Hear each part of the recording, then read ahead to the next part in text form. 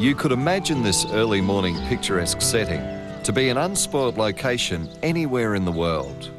But this is the Little Desert National Park, situated in Victoria, Australia, a flora and wildlife habitat and home to one of Australia's most unique species of bird.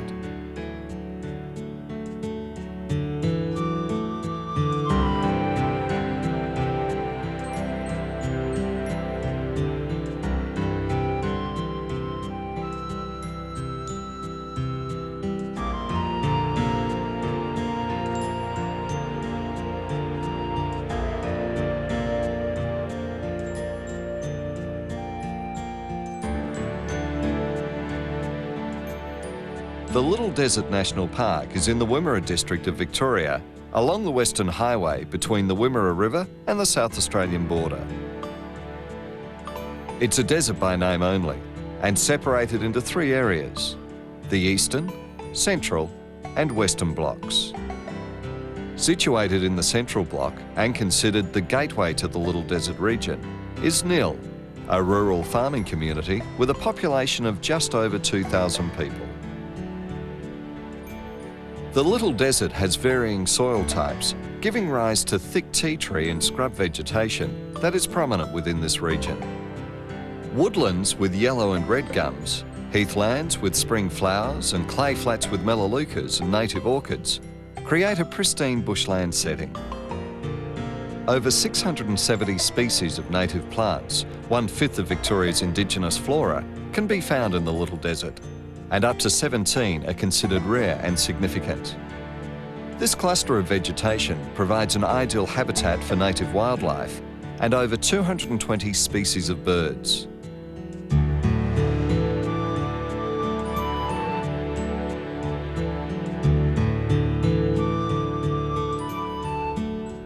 The history of the Little Desert National Park is relatively recent. In 1955, the Kayata Lowan Sanctuary was created, with 217 hectares set aside for the preservation of the Malleefowl, an endangered bird species native to the Little Desert region. In 1968, this area was increased to 945 hectares and officially declared the Little Desert National Park.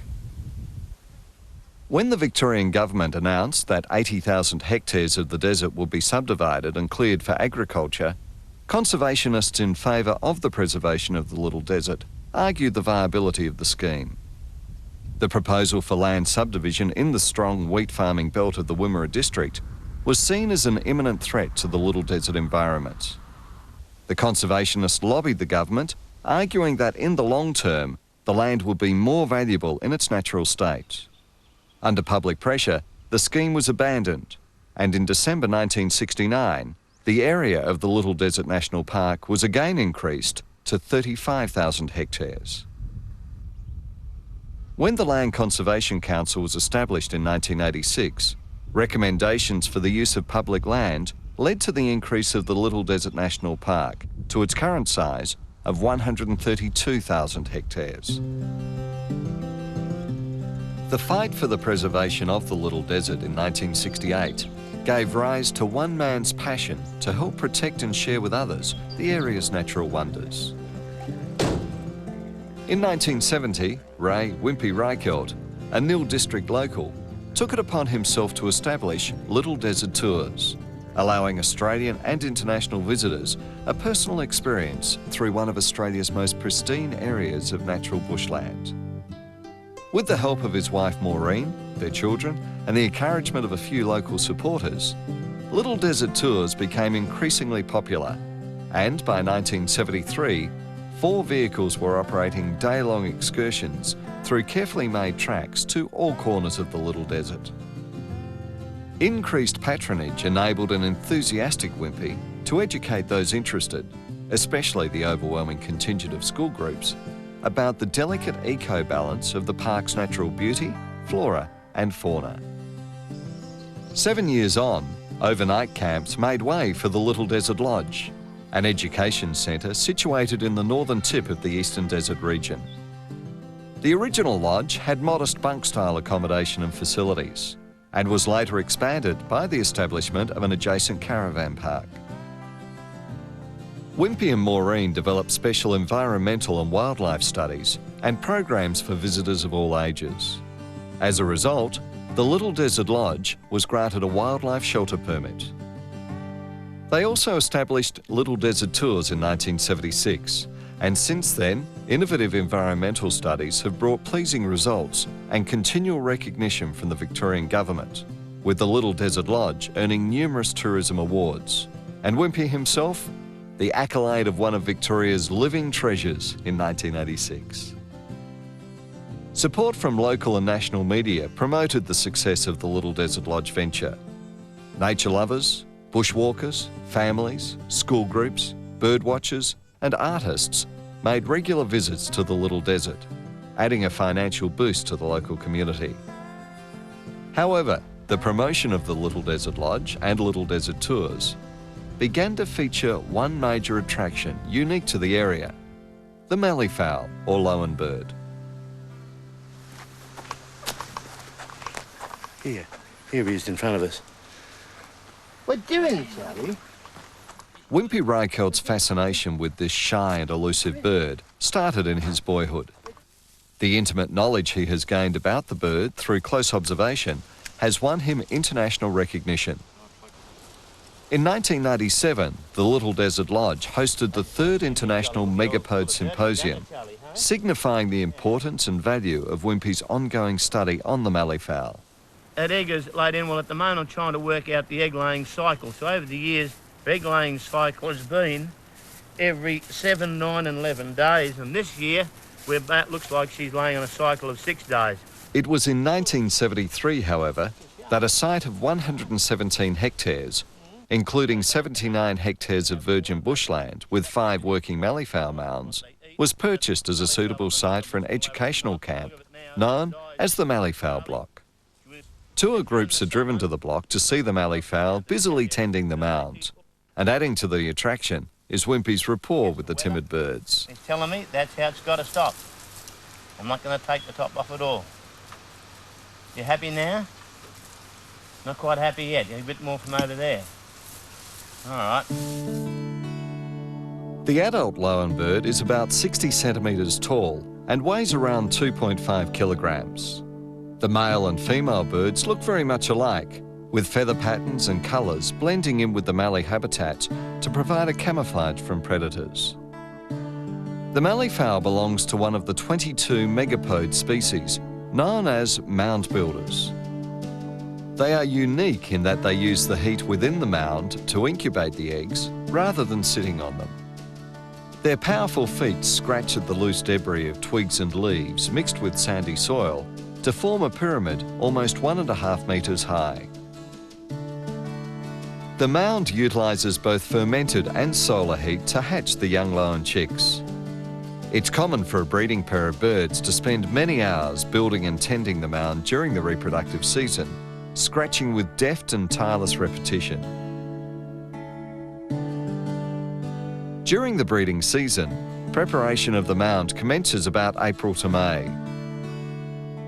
Once the mound is constructed, the birds will test the temperature of the egg chamber on most days, depending on the weather, by scratching about 30 centimetres from the top of the mound and using their beaks as a temperature probe. When the ideal temperature is reached, egg laying commences. This usually occurs towards the end of September or early October. The number of eggs laid during a season depends on the condition of the hen, and a healthy hen may lay up to 24 eggs. However, during drought conditions, the hen may lay as few as 5 eggs or none at all. Egg laying is a gradual process that begins in September and goes through to February. Incubation takes approximately 56 to 60 days. When the chicks hatch, they burrow their way to the surface. Depending on the size of the mound, this ordeal can take up to 16 hours. When born, the chicks are totally independent of the parent birds and remain that way for their entire lives. It was first thought that the birds maintained monogamous relationships, but this theory was disproved recently, as only Whimpy could explain. Charlie and Di were really together from 1978 to 1995, when Charlie got a belting from Romeo. And Romeo come down here because I had Romeo and Juliet. We lost Juliet. So anyhow, Romeo come down here and he belted Charlie, and I didn't see him for 3 months. And I worked with Di on the mound here for about 4 days. And then eventually she got sick of working it, and she ended up at the Romeo's mound. And within a couple of days, she'd laid an egg in his mound, and I've recorded that. But I didn't see him then for about 3 months. And anyhow, eventually he came back and didn't have a girl. And so I'd hatched some in 95, or sorry, 93 I actually hatched some. And they're old enough to bring down here. So he's paired up with one of the girls I brought down here. And he's still now paired up. But they always said that Malleefowl are monogamous. Well, they're really not by the look of it now, because Di's with Charlie, she was with Romeo, and Romeo last year, in January 2000, we haven't seen him since. So she called, and now she's with a new male and down further. So they're not monogamous. She's with her 3rd male now, and she laid only a fortnight ago, and the female here also laid. Whimpy has spent the past 31 years studying the behaviour of the Malleefowl by observation and recording a wealth of scientific data. The rapport he has with the birds allows him to work with and photograph them as they tend the mound. Data logging instruments at the base of the mound monitor the temperature and humidity of the egg chamber. The information received from the mound is recorded on a daily basis during the breeding cycle, along with weather temperature and rainfall. During a good breeding season, as many as 17 chicks may hatch from a clutch of 20. A bird can live up to 30 years, but the mortality rate is high, with the main factor being the destruction of the bird's natural habitat. Predators such as feral cats and foxes are also a constant threat. Whimpy's dedication to the preservation of this unique species has led to extraordinary measures being taken to enhance the bird's survival rate. The Malleefowl is on the endangered species list, along with many other rare birds and native wildlife within the Little Desert region. A covenant has been placed on the Malleefowl sanctuary to protect the natural habitats. An electrified fence has been erected to deter non-Indigenous wildlife and predators from entering the sanctuary enclosure.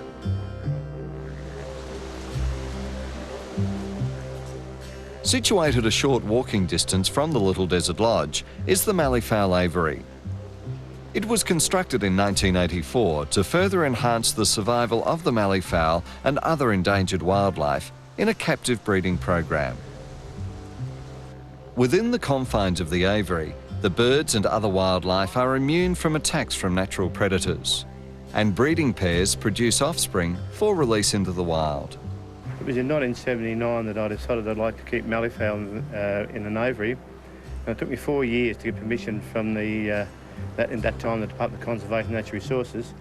And in '84 is when they gave me the permission then to breed some.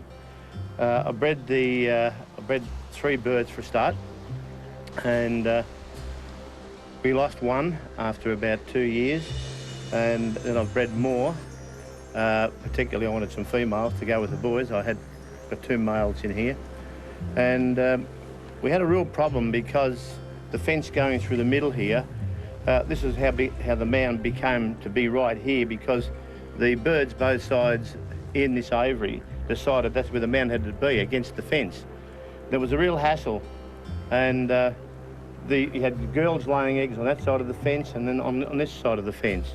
They used to fight, so we put in a steel or galvanised iron, a green mesh against the fence to try and keep them away so they couldn't see one another. We shifted the mound away from the fence, still had problems. And so eventually we decided to do one thing, and that was to pull the fence out and build a brand new aviary. So we built a brand new aviary, and we've got a pair of birds in each one now. Going well, the birds have been laying, we've been getting chicks. The chicks, of course, have been going back into the national park and also on private land.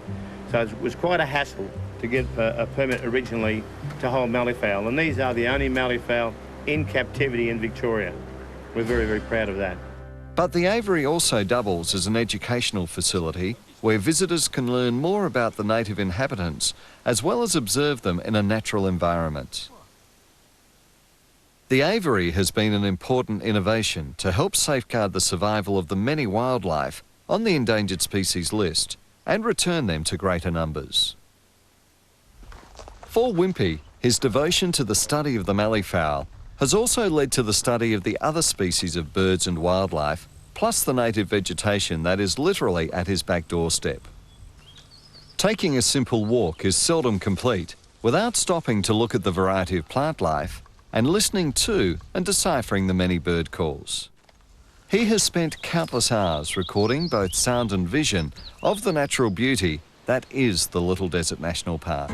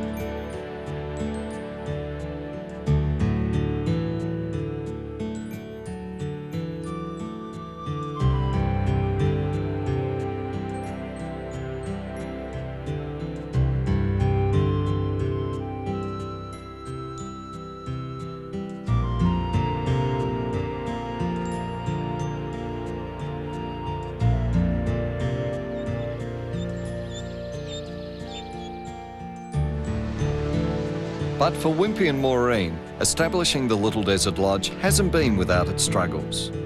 To offset the high operating costs, the lodge provides comfortable and affordable accommodation, fully maintained campsites and caravan park, and catering for social events.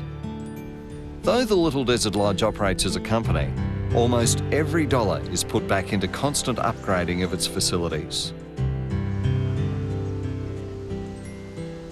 30 years on, Whimpy and Maureen now ponder the future of the Little Desert Lodge.